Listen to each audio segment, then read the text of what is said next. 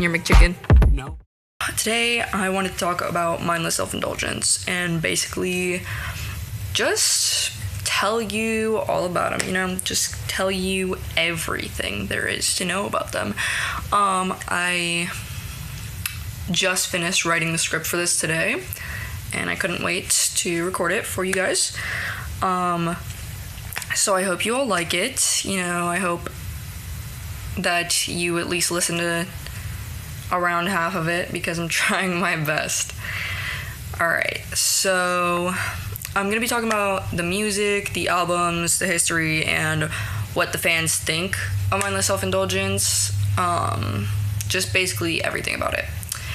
Whenever you bring up Mindless Self Indulgence, also known as MSI, people will either be disgusted or so adoring. It's very mixed. Personally, I'm adoring of them. I love them so much. I'm a huge fan. Before we start talking about the subject, I do want to bring up the thing we're all thinking. Jimmy Uringer, I hardly know her, and the allegations around him. So that's not a topic I'm gonna cover this episode. Maybe in a later one, I'll do a deep dive on that. I'm not sure. But let me get started, Just dive right in. So, MSI is a semi-popular band that formed in New York City in the year 1997.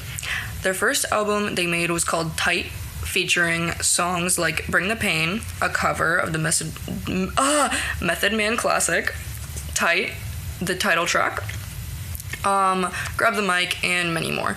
The album didn't get them too popular, definitely not top charts or anything, but they gained a decent fan base from it. A decent underground fan base, if you know what I mean. Now, MSI isn't very popular, but you may have heard the song Molly from this album on TikTok. The song got, pretty popular on the app, way after it came out. Yeah. So, I know you're not here for my opinion, but here are some of my favorite songs on the album. Tight, obviously, Grab the Mic, Dick Face, and Daddy. Those are some pretty solid songs I would recommend. The next album they made was released in the year 2000s. It is called Frankenstein's Girls Will Seem Strangely Sexy, but some people will just call it Frankenstein Girls. The album features songs like Bitches, Faggot, Cocaine and Toupees, Holy Shit, I'm Your Problem Now, and definitely more. This album was definitely longer than their first album and their worst received album, depending on who you ask. Some will say it's the worst, while others will say the complete opposite, mainly because of the message and angst the album conveys.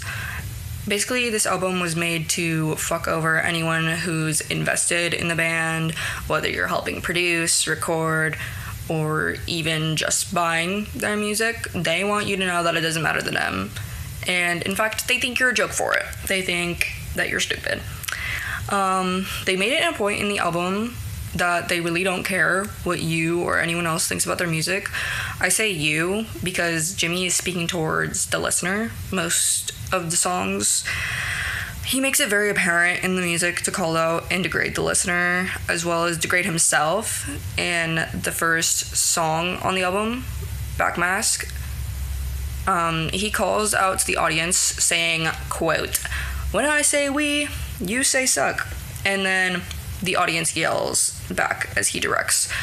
In this song, he also tells the listener to unalive themselves and, quote, "bathe all the people you love in a river of blood," which is just so sweet. That's so nice of him to say. It's also said that some people think there's demonic messages in the song, as there's a reverse part in the song that sounds quite creepy. But if you listen to it in reverse, you will hear it's anything but demonic. The voice says things such as, "clean your room," "don't stay out too late," "don't sit too close to the TV," and so on. Truly terrifying. In another song in the album called Ready for Love, he tells the listeners about how if they don't like his music, don't give an opinion on it, basically. As if he's saying, like, why even bother? One of the main lyrics in the song says, y'all don't like it, yeah, so don't buy it. Like you need to be told. My whole sound sucks on stereo, like you care if it does. You want your money back? Yo, listen up. No fucking refunds. He continues to degrade himself in this song when he says, I'm not that cool, I'm not that great, you suckers found out a little too late. You thought that this shit would right fucking rock, but my friends were right, cause I fucking suck. Now, personally, I love all the songs on this album. It's one of my favorite albums of all time, but some people will say that it's the worst album from them, especially critics, because I'll admit, it sounds trash. It's bad music. And that's what makes it so amazing and, like, weirdly beautiful, because it's not made for the listener, but, like, made against them. It's one of the reasons I love MSI so much, like, all the way down to the shitty beat and discouraging lyrics. One of the most hated songs on this album, and from MSI as a whole, is the song I'm Your Problem Now, which is one of their more graphic songs, I would say. Although all of them, like, all their songs are pretty graphic. This one is definitely one of the more extreme ones, I'd say. People say they don't like this song for numerous reasons, such as they don't like the beat or his voice or just the message overall. In this song, he pretty much says, I love my mommy because she fucked my dad. Which, hey Jimmy, maybe calm down a bit. You're scaring the kids. But you gotta think about what he's actually saying, not about his mom fucking his dad. That's not what I mean. I'm talking about when he states, I'm your problem now, as if he's a consequence or a nuisance, almost as if he is, again, mocking people who have allowed him or helped him to make music, as if they are now facing the consequences of their actions. Like, he's truly embracing the fact that it is bad music, and that's what's so great about it, and he's making it that way because of the listener or because of the people helping him make it this way. And he's basically calling you out, saying, this is your fault, like, this is what you did, this isn't me.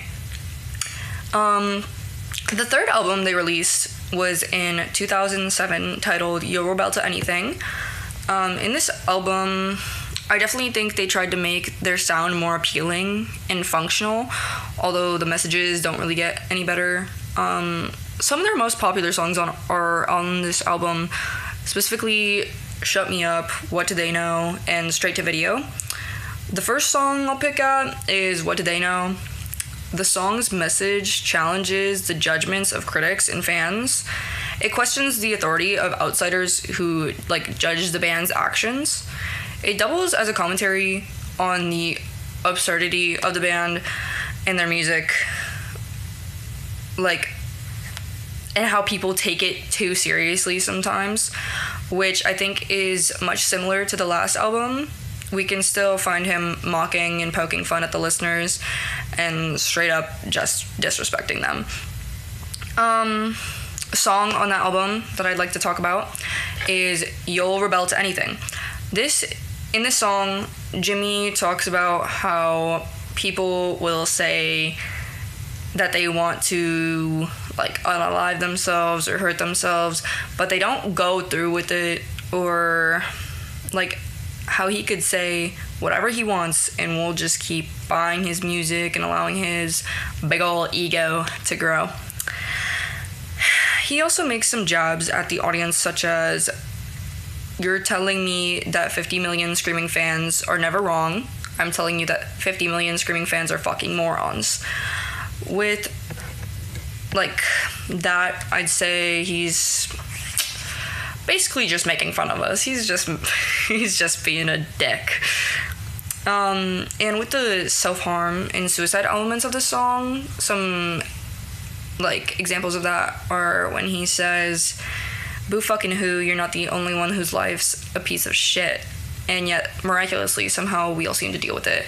Did anybody think that you would seriously slit your wrist? In fact, I think everybody thinks you're seriously full of shit. Basically, he's saying that people will say anything for attention or for someone to care about you, but when push comes to shove, that doesn't matter because actions speak louder than words. And, well, as he states, it's time that you invested in a bottle of poison so we don't have to hear a bunch of bitching and moaning. You think you could afford a fucking bottle of aspirin. Saying, you better put your money where your mouth is, because you keep saying all this shit, but your heart's not in it. Like, you're just lying. You're just lying for attention. So why keep doing that if you're not really gonna go through it? Like, if you're not really gonna go through with it. And that's not me supporting anything like that, any unaliving or self-harm. That's not me saying, hey, do it if you're gonna say that. But, like, don't say that shit if you're not, like, if you don't actually have problems and you're just saying shit just to say shit. More messages of him mocking the listener can be found in the song 2 Hookers in an 8 Ball, where he says, 2 hookers in an 8 ball. Can you believe that I write this shit? 2 hookers in an 8 ball. Stupid people thinking I am cool. Implying that he knows, more or less, some of his lyrics are dumb or bad, and anyone who thinks he's cool for the dumb shit he writes are stupid. Like, basically just saying, hey, why are you taking me so seriously? Like, it's not that deep. Like, have you heard my lyrics? It's really not that difficult to write this shit. Yeah. So, I think I'm done with this album. The next album was released in 2008 by the name of If, and it went on to be their most popular album. Some popular songs on this album are Never Wanted to Dance, Lights Out, Prescription, Get It Up, and much more. All of the songs on this album are pretty much equally popular except for a few. This is a lot of people's favorite MSI album because it's very iconic, and they really tried to give something to the fans with this album rather than, like, mocking them and verbally abusing the listener like Jimmy has in past albums. You know, it's more giving back and caring more about how it sounds for the person listening. So I think that's great. I think that's cute. In this album, Jimmy also makes it very apparent that he treats women poorly and uses them, showing his stage persona, this stage persona of him, you know. It only gets worse. He's said things in this album like, I don't want you to date me, I want you to want to date me. That's a line from Pay For It.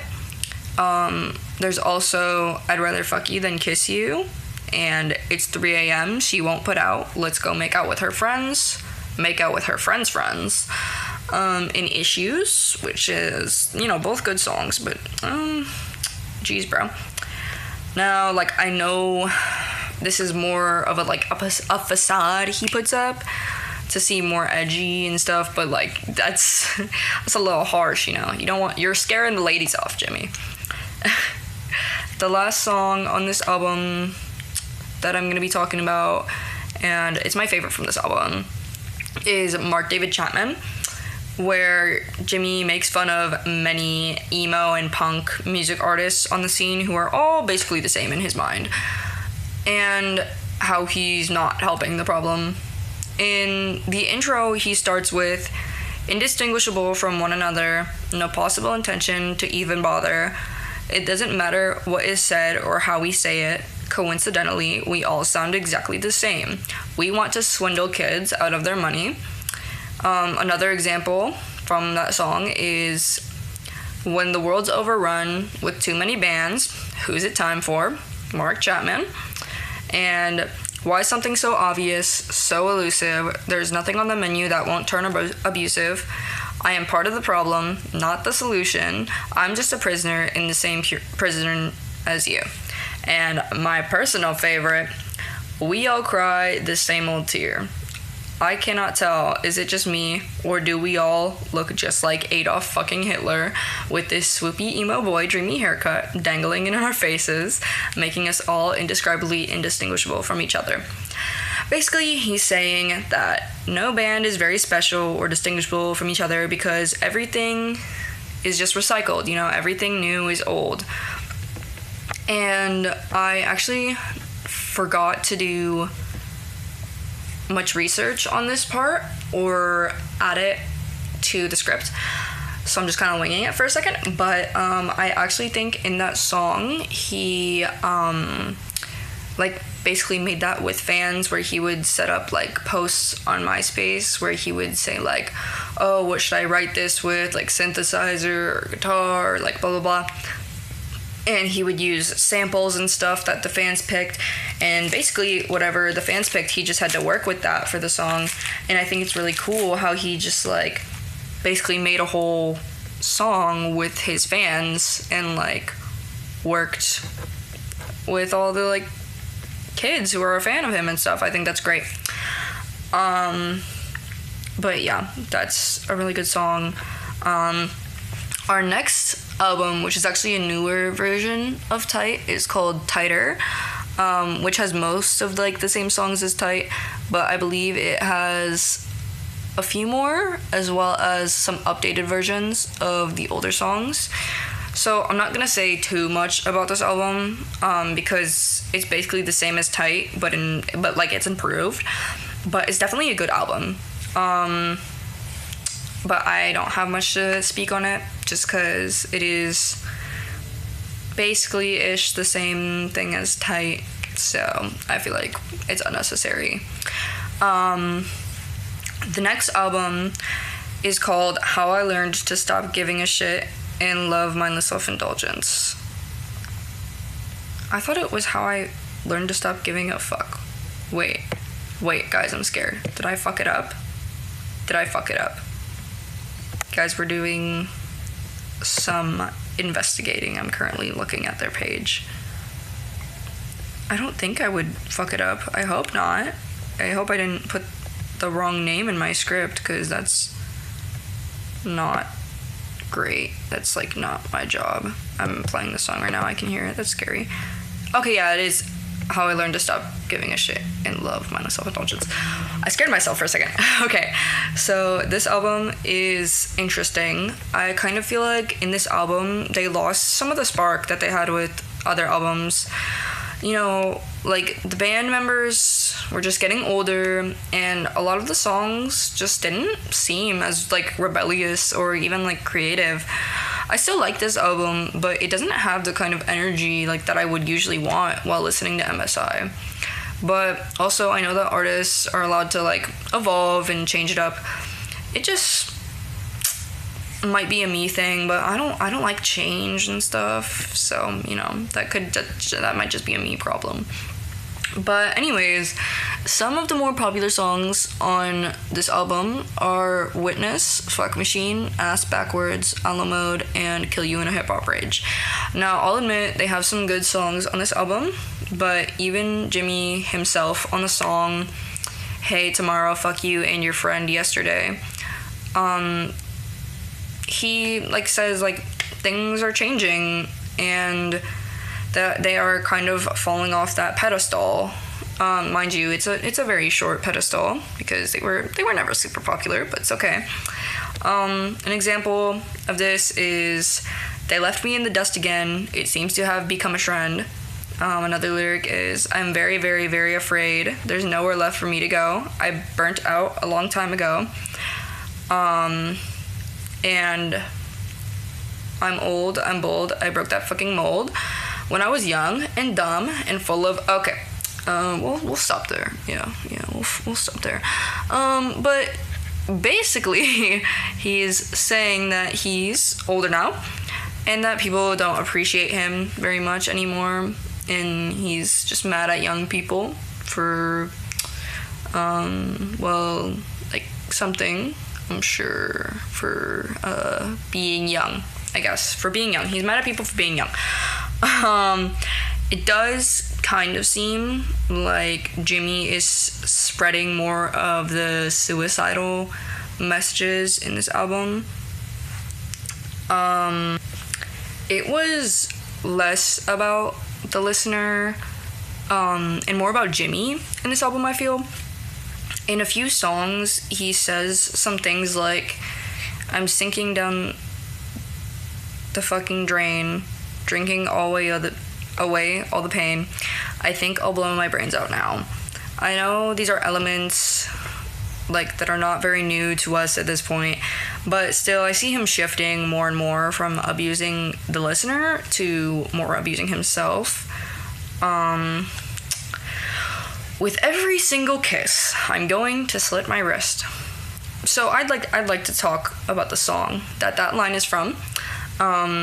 So in the song Stalkers, Slit My Wrist, Jimmy talks about him not wanting people to obsess over him or fetishize him, or at least he just wants people to leave him alone, just like leave bro alone.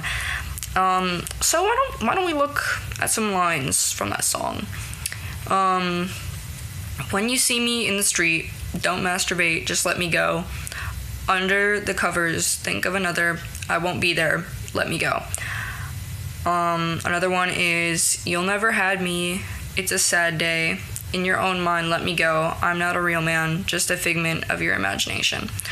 So this song is practically begging the listeners to stop harassing him and idolizing him. Basically, you know, it's pretty sad actually, you know. Feel bad for the dude. But also he's very sexual with his fans. So I don't know how bad I feel, you know, but you know, some level perchance.